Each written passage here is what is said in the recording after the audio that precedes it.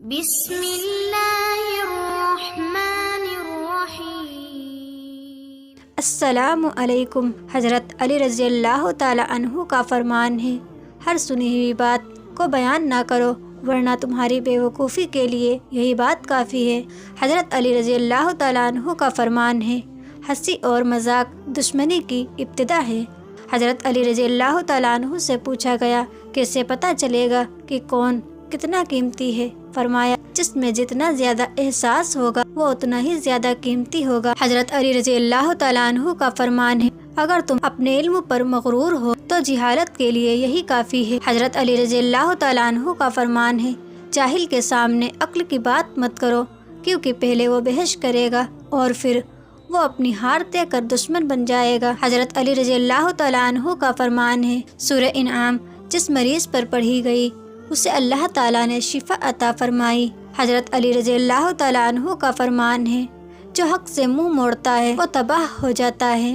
حضرت علی رضی اللہ تعالیٰ عنہ کا فرمان ہے، اگر کوئی تم سے جلتا ہے تو بجائے غصہ ہونے کے ان کی جلن کی قدر کرو، کیونکہ یہی وہ لوگ ہیں جو تمہیں خود سے بہتر سمجھتے ہیں۔ حضرت علی رضی اللہ تعالیٰ عنہ کا فرمان ہے، انسان کو بولنا سیکھنے کے لیے 1 سال کا وقت لگتا ہے، پر کون سا لفظ کہاں استعمال کرنا ہے یہ سیکھنے کے لیے پوری زندگی لگ جاتی ہے۔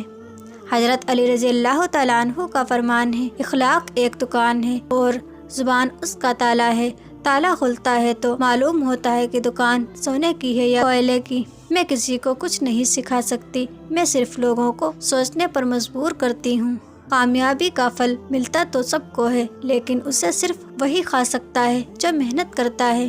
بعض لوگ اچھا بننے کے لیے اتنی کوشش نہیں کرتے جتنی کہ اچھا نظر آنے کے لیے کرتے ہیں۔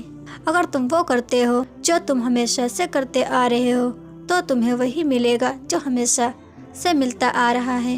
ہر ناکامی کے بعد کامیابی حاصل ہوتی ہے، شرط یہ ہے کہ ناکامی کے بعد مایوس نہ ہوا جائے۔ کامیابی کی طرف جانے والا راستہ ہمیشہ زیر تعمیر ہوتا ہے اور کامیاب انسان ہمیشہ اسے تعمیر کرتا ہے۔ زندگی میں کبھی ناکام نہ ہونا عظمت نہیں بلکہ گرنے کے بعد اٹھنا عظمت کی نشانی ہے۔ فتح ہمیشہ بہت سی کوششوں اور لاتعداد شکستوں کے بعد ہی ملتی ہے۔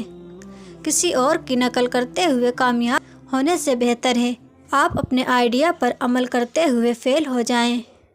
زندگی میں آگے بڑھنے کا سب سے بڑا فارمولہ یہ ہے کہ پہلا قدم اٹھاؤ۔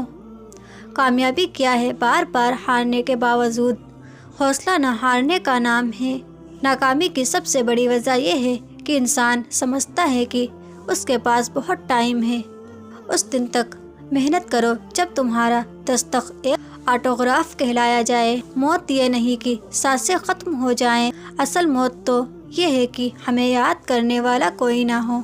ماں سے محبت کرو، کیونکہ ماں کی پریشانی دیکھ کر اللہ پاک نے صفا مروہ کو حج کا رکن بنا دیا۔ اگر انسان کو گناہ سے شرمندگی نہیں تو توبہ سے کیا شرمندگی؟ توبہ کا خیال خوش قسمتی ہے، کیونکہ جو گناہ کو گناہ نہ سمجھے وہ بدقسمت ہے۔ کسی کی بدتمیزی سے نہ گھبرائیں، وہ بس اپنا تعارف کرواتے ہیں۔ سمجھداری اسی میں ہے کہ آپ انہیں پہچان کے آگے چل دیں۔ لوگوں کے عیبوں سے اس طرح غافل ہو جاؤ جیسے سوتے وقت آپ دنیا سے غافل ہو جاتے ہو۔ آئے تھے اس دنیا میں بس ایک کفن کی خاطر اتنا سفر کرنا پڑا۔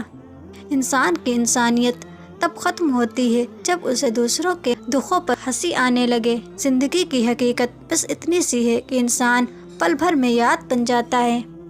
حضرت علی رضی اللہ تعالیٰ عنہ کا فرمان ہے، غیبت کرنا کمزور آدمی کی آخری کوشش ہوتی ہے۔ کسی انسان کے کمظرف ہونے کے لیے اتنا ہی کافی ہے کہ وہ اپنی زبان سے اپنی تعریف کرنے پر مجبور ہو۔ کبھی اپنے دوست کی سچائی کا امتحان نہ لو، کیا پتہ اس وقت وہ مجبور ہو اور تم غلط فہمی میں ایک اچھا دوست کھو بیٹھو۔ اگر تم پریشان ہو تو ماضی میں رہتے ہو، اگر فکر مند ہو تو تم مستقبل میں رہتے ہو، اگر سکھ چین سے ہو تو حال میں رہتے ہو۔ وہ لوگ کسی کے نہیں ہوتے جو دوست اور رشتوں کو لباس کی طرح بدلتے ہیں۔ اللہ تعالیٰ کی رحمت اور انعام کی بہترین شکل وہ اچھے لوگ ہیں جو آپ کو مشکل وقت میں تھام لیتے ہیں۔ انسان ساری زندگی سیکھتا رہتا ہے اور اس دن مر جاتا ہے جب وہ سمجھتا ہے میں سب سیکھ چکی ہوں۔ مایوس وہ ہوتا ہے جو اللہ پر یقین نہیں رکھتا، اور محروم وہ ہوتا ہے جو اللہ کی نعمتوں کا شکر ادا نہیں کرتا۔